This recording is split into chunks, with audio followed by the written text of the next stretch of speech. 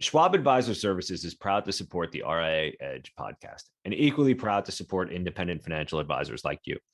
In a challenging year, how did 68% of firms surveyed in Schwab's RIA benchmarking study meet or exceed their new client goals? By following key success factors such as leveraging new technology, adapting strategies to win new business and stay connected with their clients, while also attracting and developing the right talent. The Schwab RIA benchmarking study is just one of many ways they provide you with the insights and resources needed to succeed and grow. Get the full picture at advisorservices.schwab.com. Welcome to the RIA Edge Podcast. This is Mark Bruno, Managing Director of the Wealth Management Group at Informa Connect. And I am incredibly excited to introduce our next guest here today on the RIA Edge Podcast. We are thrilled to have Jessica Polito here, who is the founder of Turkey Hill Management. Jess, I came across you on LinkedIn not long ago. I've become very familiar with your content, but this is our first live conversation, even though I feel like I already know you. So really looking forward to getting your perspective on some M&A activity in the second half of this year. But more than anything, really looking forward to getting to know you and a little bit about Turkey Hill. So thank you very much for joining us today. I appreciate it. Oh, Mark, thank you so much for having me. What a nice introduction. Yeah, and for our listeners who may also be familiar with some of your content, I think you do a great job on LinkedIn offering perspective on M&A activity, some of the different drivers of growth and valuation in our space. But doing a little bit of research on Turkey Hill and getting to know you a little bit too, there are some differences in your business model when compared to some other investment banks and M&A advisory firms out there. So if you wouldn't mind, for our listeners, could you give a little bit of background on who you work with, what types of firms you represent, what an ideal project or assignment looks like for you, and why you started Turkey Hill? Sure. Yeah, I'm happy to. I guess by way of background, I have spent my entire career providing M&A advice to the wealth and asset management industry. I left 2 or 3 years ago and thought that I was going to retire and spend some time raising my children. But that is not obviously what ended up happening. So it was actually a prospect that I had called on for years who wouldn't take no for an answer when I told them I was done working. So I set up Turkey Hill as kind of a one-off firm just to help this guy through an acquisition. And I realized that I really do love M&A, especially as it relates to wealth managers. I just feel like there's a little bit of an inherent conflict between the way that traditional investment banks are set up, in that they charge a success fee when a deal is completed, especially in wealth management, where you're not selling an asset necessarily, you're selling relationships. I think it's really important to have full alignment with your client, whether it's on the buy side or the sell side. You really, the economics are the economics, and obviously you're going to work to get the best economic deal that you can. But importantly, it's really about finding an appropriate home for the client and for their clients and for their employees to carry on the legacy of the business that the founder had created. So I removed the success fee component from the way that I charge clients. It's fully retainer based, cancelable at any time, with no tails or anything like that. And I kind of assumed when I first started that I would be working with the smaller firms who maybe were only going to sell it for a few $1 million and didn't want to pay an investment bank several $100,000 at the end of a deal. But it turns out the bigger the deal, the bigger the check you have to write. So I have been delighted to see clients come in all shapes and sizes, from a few $100 million up to the several billion. I work on the buy side and the sell side, running full processes the way that you would see at a traditional investment bank, but with a slightly different tilt. I appreciate that. And I think it's a good starting point for our conversation here today, which, at its core, I'd love to dive in and get your mid-year update on M&A activity in the RIA space. I think it's so easy to just look at the same research and the same reports, same statistics every quarter, every 6 months, and say M&A activity is up or down. But there's so much more that's actually really going on in the industry that we really need to spend more time getting into. So we're just coming off of our RIA Edge conference that was at the end of May, focused a lot on valuation, drivers of valuation, and got an update on a lot of the activity that's taken place year to date. in the RIA channel. And I'm actually very pleased to share that. Thank you, Jess. You'll be speaking at our RIA Edge West conference, September 27th through September 29th. First time we'll be hosting that conference, and very excited to hear your thoughts about how M&A is progressing and taking shape. But maybe, before we get too far into the future, we can get an update on where we are now. We know markets have been obviously volatile for the first time in a while over the last 12 to 18 months. And that's impacted M&A activity. But I'm curious, where are we now, and how does M&A activity mid-year compare with what you were expecting when we were turning the page and heading into 2023? Well, I think if we've learned one thing over the past few years, is that you really can't have expectations for the future. Yeah, that is for sure. Things have been kind of beyond anyone's expectations, negative, positive, or otherwise.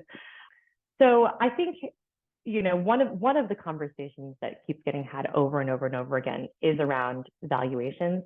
I think the conversation has been, well, is there going to be, or have you seen a decline in valuation since kind of the M&A frenzy during the pandemic?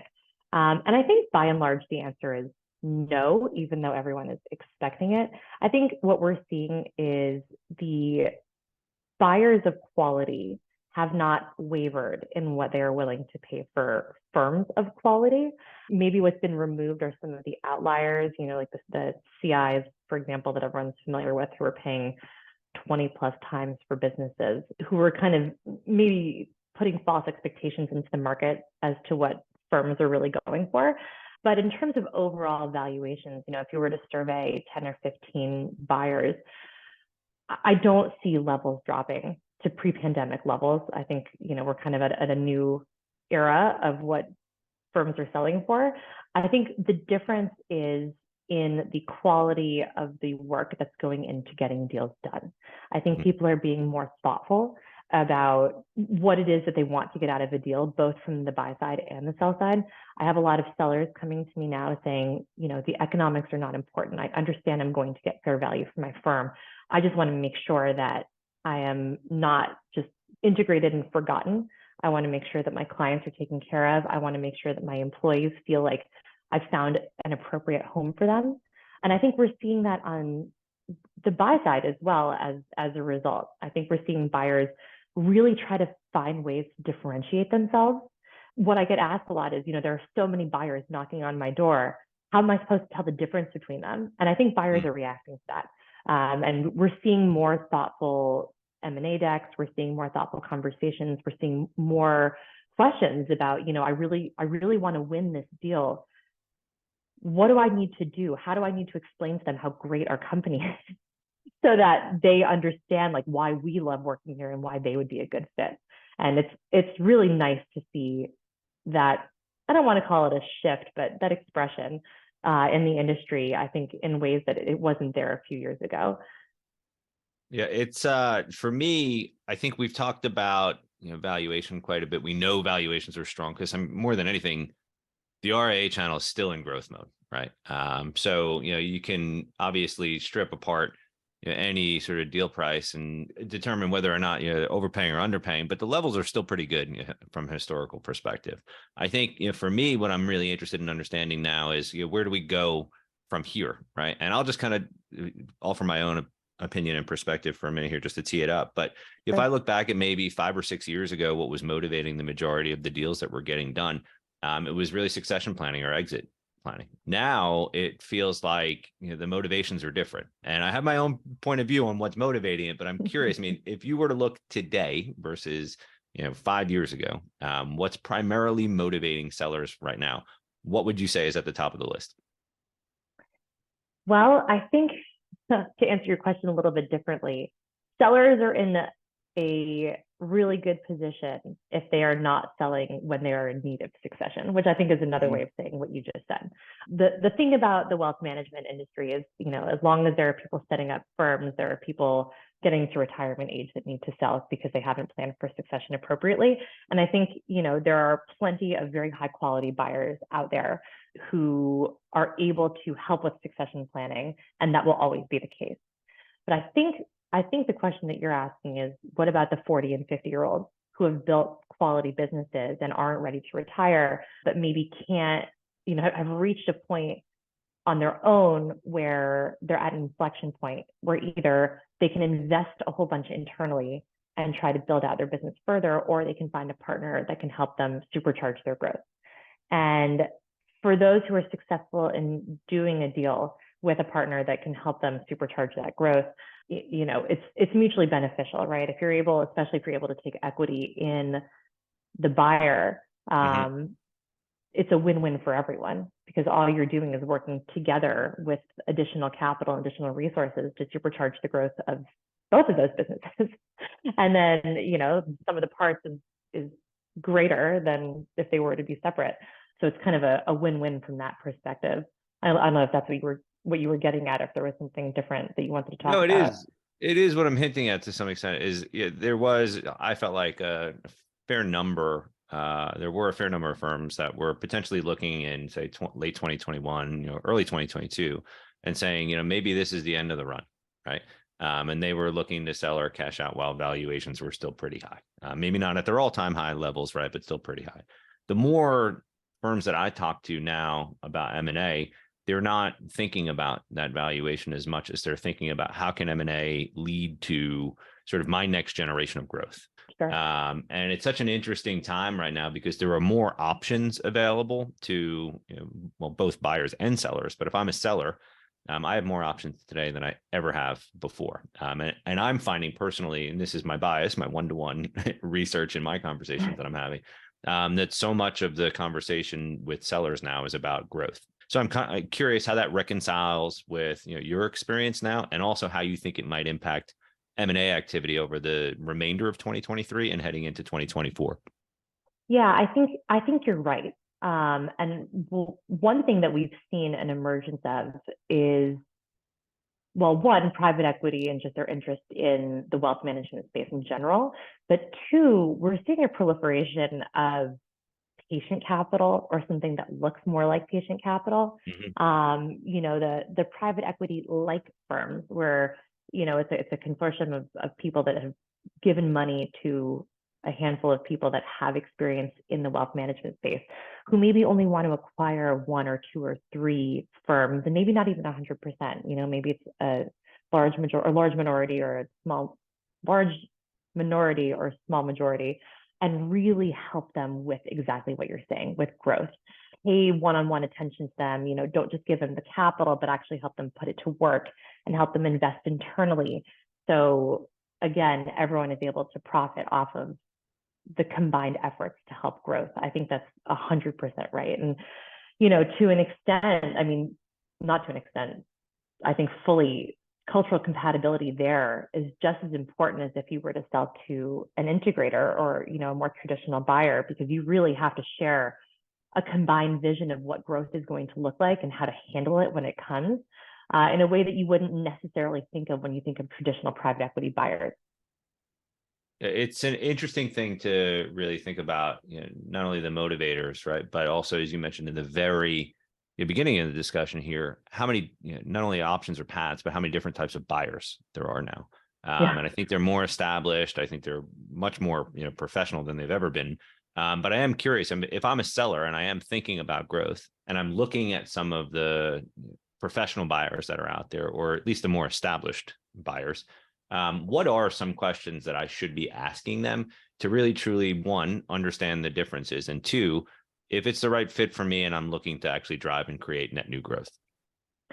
So I think what's interesting about all of this private equity interest in wealth management recently is that there is this new set of buyers that have emerged over the last few years.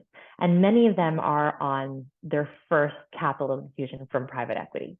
So based on what we've seen for the first half of this year, with Focus going private with the help of Clayton Dublier and CI with their payment in kind note, and Mercer raising 2 rounds of capital over the course of a few months, what I would be asking as a seller is, okay, this is your first round of private equity. What's going to happen after the third or fourth round? How do we ensure that, you don't get taken private for 13 times or whatever it is that happened with Focus?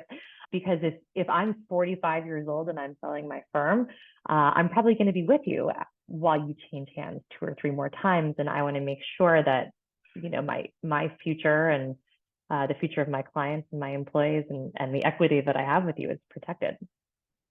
Yeah. And how do I also know if it really matters, right? It may not have an impact on any level. I'm sure it will, obviously. Sure. It always does. But those are really good questions to be asking. And I would actually ask you that very same question. If you're advising a client and they're looking at potentially a firm that has just taken its first round, right, from a private equity company, not only what questions would you advise them to ask, but what are some of the scenarios, best, worst case scenario, that you would advise them to be thinking about, right? So they can determine if it's even an option that they want to explore.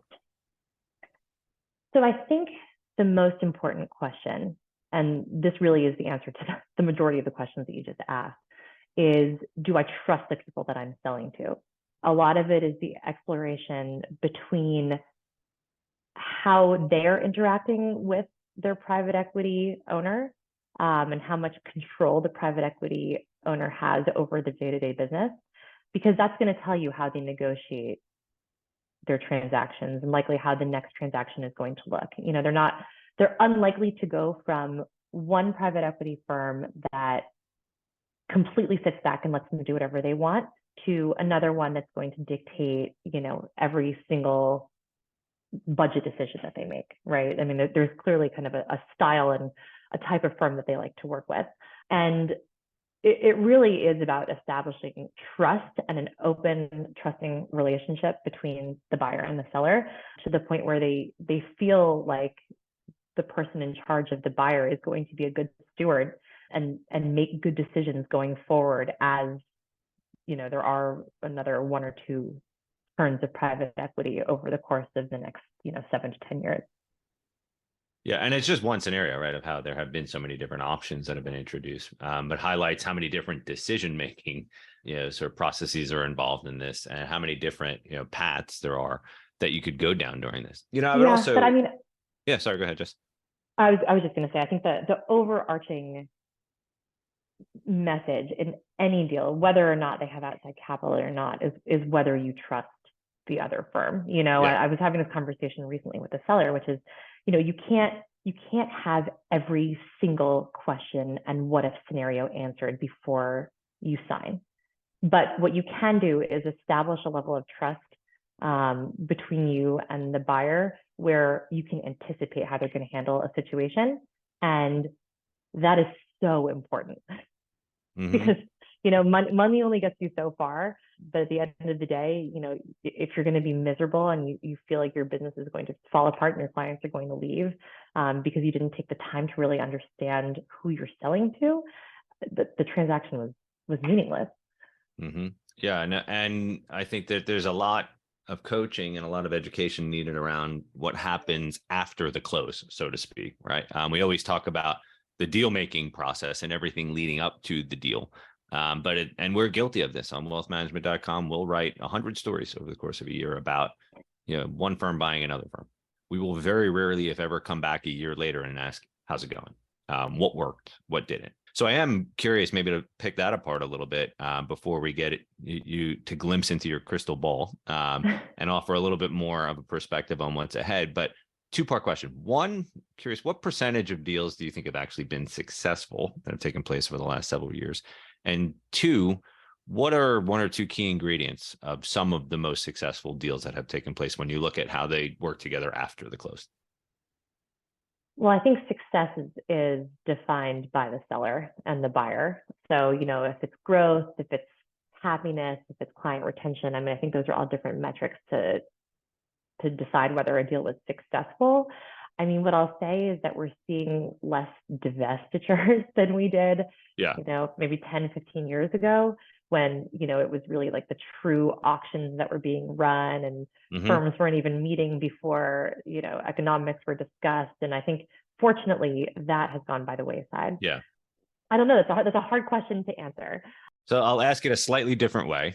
Okay. And if there's no percentage, that's okay. But if 1 + 1 equals more than 2, typically what's gone right? Typically what's gone right is clients stick around. Employees are happy. If there was a succession need, it has been filled. And I mean, really, if the relationship was established correctly, then whatever it is that the seller promised they were going to do, they're doing. And whatever the buyer promised they were going to do, they're doing. If it's referrals, if it's, marketing help, whatever it is, because every transaction is so unique and the goals are so different. And that's kind of why I'm saying it's hard to judge success, because there's no one or two metrics that you can really place other than, did they turn around and sell them 2 or 3 years later because it was such a disaster they couldn't handle each other, just had to get through the earnout, right? Which you don't see very often. So, for whatever that's worth, I do try and keep up with my clients after deals are done, just to see, exactly what you're saying, 6, 12, 18 months down the line, how are things going? And obviously integration, to the extent that it happens, is not fun. Most founders either never had a boss or started a company because they never wanted to have a boss again. And, by the very nature of selling, you're going to one extent or another, have a boss and be told what to do. And sometimes it's not what you want to do. But I don't think that's a measure of success or not. I think that's an adjustment. And it's really, 2, 3, 4 years afterwards, are you still miserable? Or, have you kind of adapted to what the new status quo is? And you recognize, why it's in place, but ultimately you still feel like it was the right decision. And I think more often than not, that is the case. Yeah, I think you just answered that question perfectly. And I appreciate that. A very easy answer to that question is culture, right? We've created the right culture. We put the right people and processes in place to do that. But before you even get there, I love that you went straight to delivery and promises, right? Did the seller deliver on what they said they would? And did the buyer deliver on what they said they would? Because if they don't, it doesn't make a difference how many pizza parties you throw, right? On Friday. Right. You don't have the right foundation to create a really strong culture where people trust each other and want to be working together, right? To build something that is more than what they were as independent entities. So I really do appreciate the way you answered that question. It was a provocative question because there is no right answer to it, and there are many answers, right?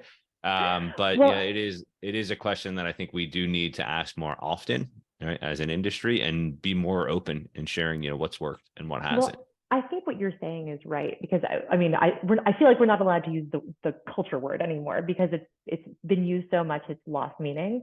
And in the same sense that, what I was saying, like buyers are trying to find ways to differentiate themselves because it's not enough anymore to just say, oh, we'll take over your back office and, whatever else that everyone else is saying. It really is kind of digging into, okay, well, what does culture actually mean? Is it pizza parties, or is it I'm happy to pick up the phone when this person calls me, even 2 years after the deal is done? And why is that? And what's actually going to make me feel fulfilled and like I made the right decision? Because culture means as many different things as success when you're talking about transactions. 100%. And I think that that's another great way of really thinking about the prioritization, and just how important it is to define success up front. So often we just look at, the price, right, as a major metric. But is it good for my employees? Is it good for the clients? Is it good for me personally, right? Am I spending my time version 2.0, right, of me in a way that I might really want to and might really enjoy? So I do think it's important to think about all of those different factors, obviously. Yeah. And I think the thing about price, I mean, it's important, right? Like this is a business that you have built up over a long period of time. You've poured a lot of sweat equity into it. You want to make sure that you're getting fair value for your business. The thing about it is if you go out and you talk to 4 or 5 firms, or you get 4 or 5 proposals, you're going to know what the market thinks you're worth. And obviously it's up to the advisor to get you the best deal possible and the best economic terms and all that. But that's the easy part, know? Right. It's everything else. It's all the soft stuff that actually makes a deal work that's important. And I think people they've always realized it, but it's starting to become more and more part of the conversation. And that's what gets me excited about my job. And I think people need to hear that. If you're a really well-run, high-quality firm that's had consistent growth, you'll find out pretty quickly what the fair market value for your firm is. I think that's right. Yeah, and you definitely have. It's easy to ask the question: is it a buyer's market, seller's market? For really high-quality firms, I personally think it's always a seller's market because there are not many firms in this space. Agreed. Only a couple of thousand firms that are over 500 million. And a fraction of those are for sale actively at any given moment. So I think, and not only that, all of them are different. yeah, You have $2 billion firms, and one of them has a 20% margin, one of them has a 70% margin, and one of them is full of not nice people, and one of them is filled with great people, and there are so many factors that go into every deal. It really is not a cookie cutter industry by any stretch of the imagination, because it's just personalities. That's what this entire industry is. Yep. It's I think the podcast team here is sick of hearing me say that if you've met one RIA, you've met one RIA. But it's why we do this. It's why we do this, and it's why we interview so many people who are founders and decision makers at RIAs, because everybody has a different way of thinking about managing their business, right? And everybody just has a different way of thinking about the opportunities that are in front of them. So I think that that's a really important distinction. And I think with that, I'd love to wrap up by just getting your view, and it doesn't have to be limited to 2023. It could be obviously much more extended. But as you look at the amount of M&A activity or valuations, or even just the composition, right? The players who are involved in M&A, where are we in the M&A cycle, and where do we go from here? The word cycle is interesting because I think, I don't think it's going anywhere. Right. Sure. M&A obviously a lagging indicator. That's fine, but like I was saying, there as long as there are founders and entrepreneurs, there are going to be businesses for sale. Some are going to be run better than others. Some are going to be worth more than others. But I think there will always be a place for M&A, and there will always be thoughtful buyers and thoughtful sellers. I don't think, like I said earlier, valuations are going anywhere. I do think that people are increasingly putting more and more thought into everything besides economics, which is wonderful. And I think there's space for lots of buyers and lots of sellers. It's the same thing that I say about my own business, which is, I don't need to do every deal in the industry. I just need to do the ones that make sense for the way that I run things. And the same is true in the M&A space in general. There's room for buyers and there's room for sellers, because ultimately there's only one right match for each one of them. Mm-hmm. Well, maybe not buyers, but one right match for each seller. I guess my hope for the future is that it continues going down this path, that we continue to be thoughtful and do deals for the right reasons, and let the economics be one of many factors in making the right decision. It's definitely why we wanted to have you on the podcast, right? Education is a huge part of that process. The M&A processes has matured quite a bit over the last several years, and not just from the perspective of the buyers and the sellers, but obviously the third parties, the intermediaries that are involved, like you and Turkey Hill. So thank you for stopping by the podcast and for sharing a little bit of your perspective, but also just your experience in the M&A world, in the RIA channel. Is there anything that you'd leave our audience with here that we didn't touch on the subject of M&A before we wrap up? Well, we should invite all of them to the conference on September 27th, 29th, right? There we go. Thank you. Come on by. And if you ever decide to get out of M&A and you want to get into marketing, we have a few openings on my team. But thank you very much for that reminder. We're looking forward to seeing you out there. We'll be at the Ritz-Carlton in Marina del Rey on September 27th through 29th, where this will be the first RIA Edge conference that we'll host as a standalone on the West Coast. And the goal and the intent is to really go deep into a lot of the issues that we just discussed here. So this is really foreshadowing some of the topics that'll be discussed there. And it's intended for people who are decision makers, owners, and founders in the RIA space. So we can have meaningful conversations about how do we make 1 + 1 = more than 2 outside of just the raw economics, right? So Jess, thank you for teeing that up as nicely as you did. And thank you for spending time with us. We really appreciate it. Thanks so much for having me. Look forward to seeing you in September. Same here. Pleasure spending time with you today. Jess Polito, Turkey Hill, thank you so much for stopping by. And on behalf of the wealthmanagement.com team, I'm Mark Bruno. Thank you very much for listening to the RIA Edge podcast. We look forward to having everybody back on the very next episode soon. Take care.